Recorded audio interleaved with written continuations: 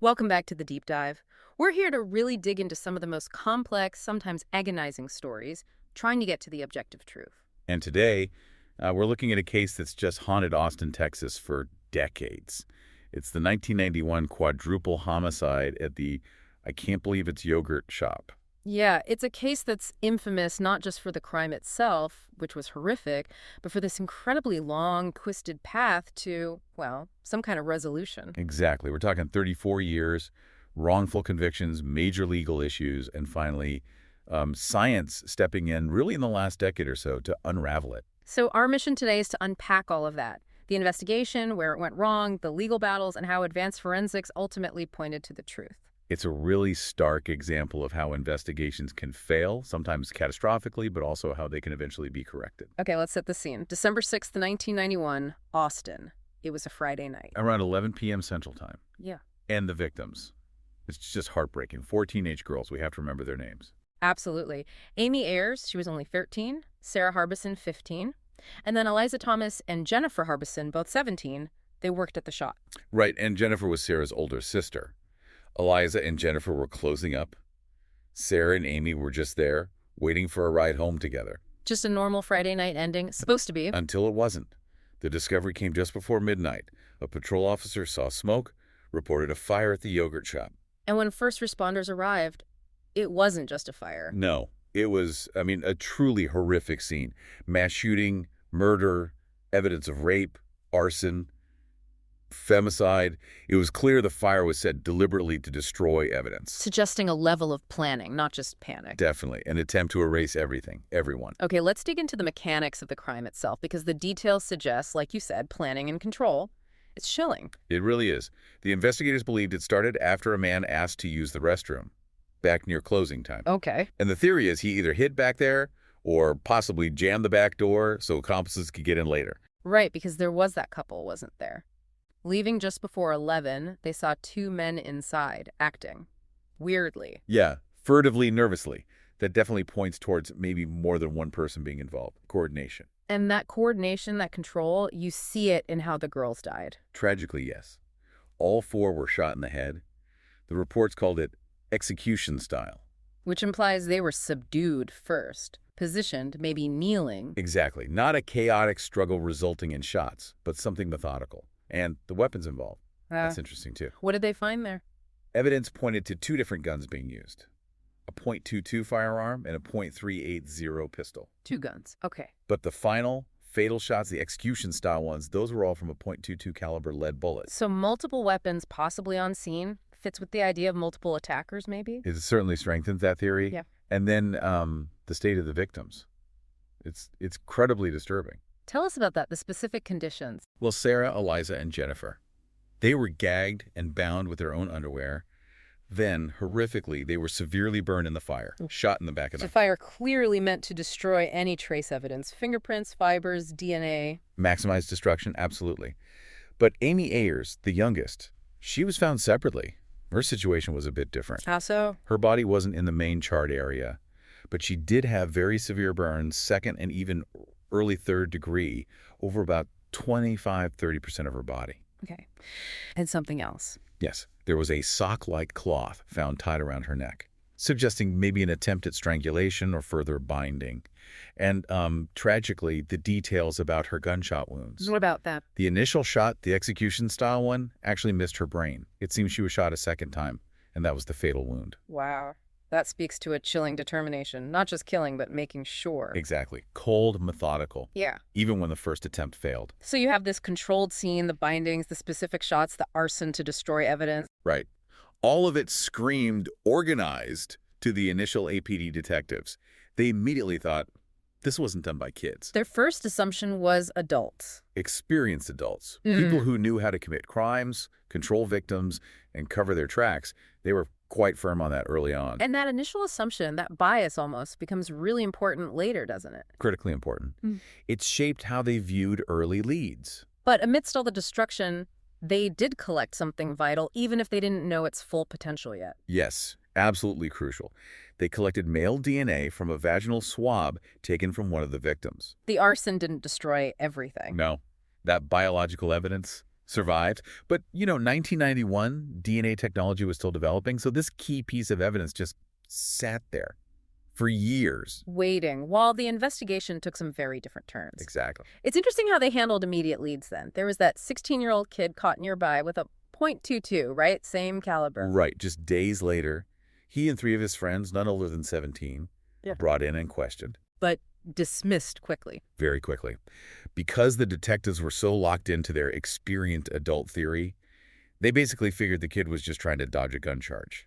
So they downplayed the gun, anything the teens might have said. Yeah, saw them as irrelevant, maybe opportunistic kids, not serious suspects. It was a huge blind spot, a really devastating bias in hindsight. And then there was the shadow of Kenneth McDuff looming over everything. You couldn't investigate a crime like this in Texas at that time without considering McDuff, a notorious serial killer known to target teenagers, and he was active in the area. So they had to rule him out. They did, relatively quickly. But here's something chilling. McDuff himself actually confessed to the yogurt shop murders. He confessed when? On the very day of his execution in 1998. Now, it was likely false, like many confessions in this case. But it shows how this case just attracted confessions, false leads. Absolutely. It became this kind of magnetic, high-profile crime that people latched onto, making it incredibly hard for investigators to separate fact from fiction. Okay, so the initial investigation was kind of hampered by this fixed idea about adult perpetrators. But then the case goes cold. And the next phase, well, it's a complete 180, isn't it? It really is. Years pass, and then a new detective takes a look at the cold case files. And decides That maybe those 4 teenagers, the ones dismissed back in 91, were actually culprits after all. Robert Springsteen, Michael Scott, Maurice Pierce, Forrest Wellborn, they were in their 20s by then. So the theory flips completely. Suddenly, these guys are prime suspects. Exactly. And this is where the investigation takes a truly disastrous turn, focusing entirely on getting confessions from them. Which they eventually did from Springsteen and Scott. But the way those confessions were obtained, that's the core problem here. It's the absolute crux of the miscarriage of justice. The issue goes back to those first interviews in 1991. What about them? The police didn't record them. No audio, no video, no detailed transcript of what was actually said between the detectives and these teenagers. And why is that lack of recording so critical years later? Because it creates an impossible situation. When they reinterrogate Springsteen and Scott years later, there's no way to prove that the detectives didn't feed them key details about the crime back in 91. You mean details the public wouldn't know? Like how the victims were bound or the specific guns used? Precisely. Non-public information. If the detectives mentioned those details in 91, even casually, the suspects could later repeat those facts in their formal confessions, making them sound like they had first-hand knowledge. It sounds like they were guilty. Right. It's a classic, deeply flawed interrogation technique, whether intentional or not. You give them the info, they parrot it back, and suddenly you have a confession. That's terrifying. And these confessions were basically the entire case against them. Entirely. There was no physical evidence linking Springsteen or Scott to the crime scene. None. The convictions rested solely on these self-incriminating statements. And based on that alone, they went to trial. Yes, both were convicted of capital murder. Springsteen got the death penalty initially. Which was later commuted, right? Because Yeah. he was a minor at the time of the crime. Correct. Due to the Supreme Court's Roper v. Simmons ruling in 2005, which banned the death penalty for crimes committed under 18. So his sentence became life. Michael Scott also received a life sentence. Over a decade of their lives gone, based on confessions that were shaky at best. Deeply, deeply flawed.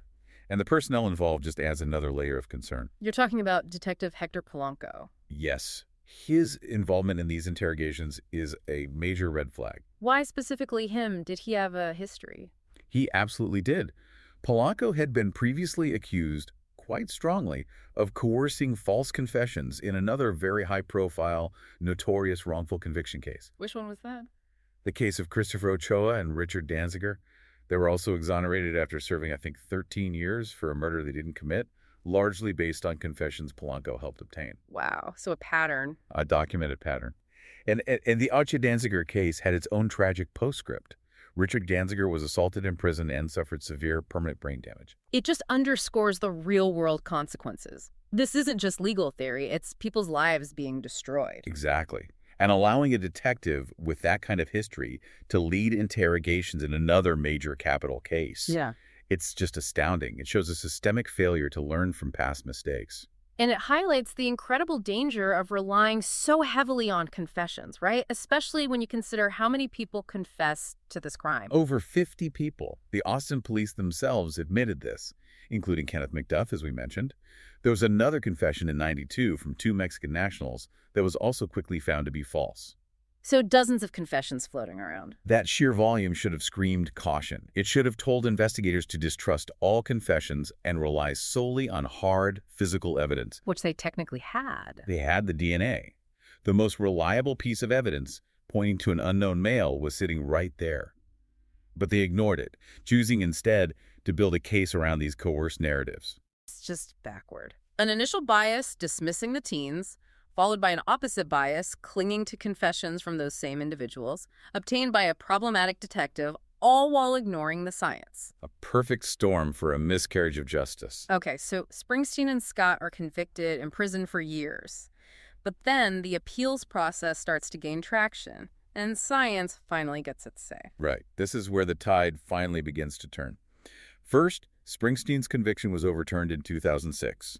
The grounds were essentially an unfair trial. Okay, so procedural issues initially. Yes, and then the big one came in 2008. The Texas Court of Criminal Appeals overturned both convictions, Springsteen's and Scott's. And what was the specific legal reason that time? It wasn't just unfair trial, was it? No, this was a major constitutional issue. The court ruled that the prosecution had violated the Sixth Amendment's Confrontation Clause. The Confrontation Clause. Remind us what that guarantees. Basically, it gives a defendant the right to confront and cross-examine the witnesses against them, to challenge their testimony in open court. And how is that violated here? Because the prosecution had used parts of Scott's alleged confession against Springsteen and parts of Springsteen's alleged confession against Scott. Ah, so they were using the co-defendants' statements against each other. Exactly. But since neither Scott nor Springsteen testified at the other's trial, their lawyers never got the chance to cross-examine the source of that damaging testimony. The statements came in, but the person who supposedly made them couldn't be challenged on the stand. That's a fundamental violation of their trial rights. A clear violation. And that was the legal basis for overturning both convictions in 2008. But the real turning point, the thing that made the case truly unravel, was the DNA, wasn't it? Absolutely. That same year, 2008, the defense lawyers pushed for DNA testing on that vaginal swab collected way back in 1991. And the results? A bombshell. The male DNA profile developed from the swab did not match Robert Springsteen. It did not match Michael Scott. It did not match Maurice Pierce or Forrest Wellborn. It didn't match any of the 4 men who had been the focus for so long. None of them. The DNA belonged to a completely unknown male. The person who left that crucial biological evidence was someone else entirely. Let's talk about the specific science here. They used YSTR testing.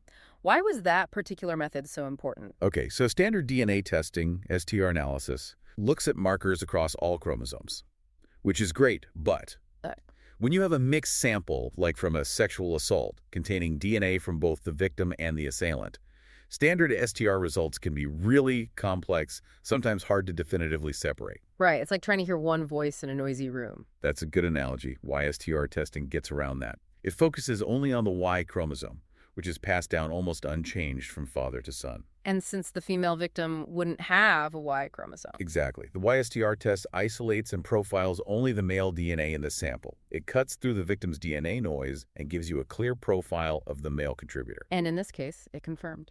It confirmed the presence of one single unknown male donor. Not multiple donors, just one man whose DNA was on the victim and who wasn't Scott or Springsteen or Pierce or Wellborn. The science was unambiguous. Completely. Yeah. So finally, in June 2009, after spending over a decade locked up for a crime the DNA proved they likely didn't commit, Scott and Springsteen were released on bond. Finally free. But the legal wrangling wasn't quite over, was it? The DA at the time, Rosemary Lemberg, she had a tough decision. A massive dilemma. She publicly acknowledged the DNA pointed to this single unknown male. She delayed scheduling a retrial, saying she needed to figure out who this mystery donor was before seeking the full truth. Which sounds reasonable, but wait. She still seemed to cling to the idea the confessions were valid, didn't she? She did. Even with the DNA excluding them, Lemberg maintained that the original statements from Scott and Springsteen were voluntary. How is that possible? If the DNA proves someone else was there, how can you still give weight to confessions obtained under such dubious circumstances by that detective? It shows the incredible psychological power a confession holds, Mm. even for prosecutors. It's like the narrative becomes more real than the physical evidence. A reluctance, maybe, to admit the system failed so completely. But ultimately, the science was too strong to ignore. Undeniable. In October 2009, all charges against Michael Scott and Robert Springsteen were formally dismissed. Freedom, but the aftermath for them, it's still incredibly complicated and unjust in many ways. It really is. And this highlights a specific, often cruel, aspect of the justice system, especially around compensation for the wrongly convicted. They weren't compensated for the years they lost. No. Texas courts later ruled they weren't entitled to compensation. But why? The charges were dismissed, the DNA cleared them. How can they not get compensation? It's a frustrating legal loophole. Under Texas law at the time, you weren't automatically eligible for compensation just because your conviction was overturned or charges were dismissed. You needed something more. What more? You generally needed the state to formally declare you actually innocent. Just having the case fall apart because of new evidence, like DNA, wasn't always enough to trigger compensation, unless that official declaration of innocence was made. So the burden was still on them to prove they didn't do it even after the state's case collapsed and the evidence pointed elsewhere. Essentially, yes. The system didn't automatically grant them that innocent status needed for the compensation, which could have been up to $80,000 per year of wrongful imprisonment. It's a terrible catch-22. It's just Kafkaesque. And what about the people who put them away? The jurors? That's another layer of tragedy. 7 jurors from the original trials later went on record saying they would not have voted to convict Scott and Springsteen if they'd known about the DNA evidence back then. Acknowledging the science would have changed everything. It underscores how central that flawed confession-based narrative was, and how much the absence of the true physical evidence skewed the outcome. And we also need to mention Maurice Pierce, the third man implicated alongside Scott and Springsteen. Yes, his story also ends tragically. In December 2010, about a year after Scott and Springsteen were freed, What happened? Pierce was involved in a traffic stop in Austin. It led to a foot chase, struggle with an officer, where Pierce apparently stabbed the officer survived, and the officer then shot and killed Pierce. Just another layer of tragedy connected to this whole saga. Absolutely. While separate from the yogurt shop case itself, his death feels like another sad ripple effect from that initial flawed investigation decades earlier. So this case, with all its twists and turns, the wrongful convictions, the eventual exoneration, it didn't just stay a local Austin tragedy, did it? It had national repercussions. It really did. It became a symbol, a powerful case study for why reform was needed, especially regarding cold cases and the use of forensic science. And that led to actual legislation. Yes. The Austin yogurt shop murders were cited as a key motivation behind a federal law, the Homicide Victims' Families' Rights Act of 2021. President Biden signed it into law in 2022. Okay, what does this act actually do? How does it help families? It essentially gives families of homicide victims more power. It mandates that federal law enforcement agencies have to review cold case files if the family requests it. And importantly, they have to consider applying the latest forensic technology and investigative techniques. So families aren't just stuck if local police won't revisit a case or use new science. Exactly. It provides a pathway, building on earlier House Judiciary Committee work, for families to petition the federal government to step in and re-examine cold cases, specifically those older than 3 years. It's a direct response to situations like the yogurt shop case, where potentially solvable crimes languish because of outdated methods or institutional inertia. A systemic change driven by this specific failure. Precisely. Right. Realizing that sometimes you need that external push, that mandated review with fresh eyes and new tools to correct past errors. And that push, that new technology, eventually led to the final identification in the yogurt shop case itself, right? Yeah. Decades later. It did. Even though the YSTR test in 2008 proved Scott and Springsteen weren't the source of the DNA, it didn't identify who was. That required another leap in forensic technology. And that breakthrough came when? The announcement was made on September 26, 2025. 34 years after the murders, Austin police finally named the man whose DNA was found at the scene. And the name was? Robert Eugene Brashers, a known serial killer. How did they finally link him after all that time? The YSTR profile wasn't in the standard criminal database, presumably. No, it wasn't. The link was made using investigative genetic genealogy, or IgG. This is the technique that's been solving so many cold cases recently. That's using public genealogy databases like Ancestry DNA or 23andMe. Essentially, yes. Okay. Forensic genealogists, like the well-known C.C. Moore, upload the crime scene DNA profile to these public databases. They're not looking for an exact match, usually. They're looking for relatives, distant cousins. Exactly. They find people who share segments of DNA, indicating a familial relationship, maybe third or fourth cousins. Then they use traditional genealogy, building family trees, researching public records to trace forward and backward from those relatives. Trying to pinpoint someone who fits the profile, age, location, etc. Right. It's incredibly painstaking work. Brasher's was actually flagged as a potential suspect through IgG as far back as 2018. Yeah. It just took several more years to fully confirm the link. Identified in 2018, confirmed in 2025. So, Robert Brasher's. What happened to him? Could he face justice? No. That's another bittersweet part of this resolution. Brasher's killed himself back in 1999 during a standoff with police. So the families get the truth. They know who did it. But there's no trial, no conviction for this crime. None. The perpetrator was dead long before he was identified. It provides answers, but not the kind of closure the courtroom offers. It's a common outcome in very old cold cases solved by DNA. But the evidence linking Brasher's confirmed in 2025 is solid now, beyond just the IgG lead. Extremely solid. First, you have the DNA itself. That partial YSTR profile from the victim swab was confirmed as a partial match to Brasher's own Y-DNA profile. That's the genetic link. Okay. But there was more. Physical evidence that had been sitting in storage for decades suddenly became crucial. What was that? A bullet casing. It had been recovered from a drain at the yogurt shop back in '91. And they could finally test it properly? Yes. Using modern ballistics analysis, they examined the unique markings on that casing. And those markings were consistent with the patterns made by the specific gun Brasher's used to kill himself in 1999. Wow. So you have his DNA at the scene and a bullet casing matching the gun he possessed years later.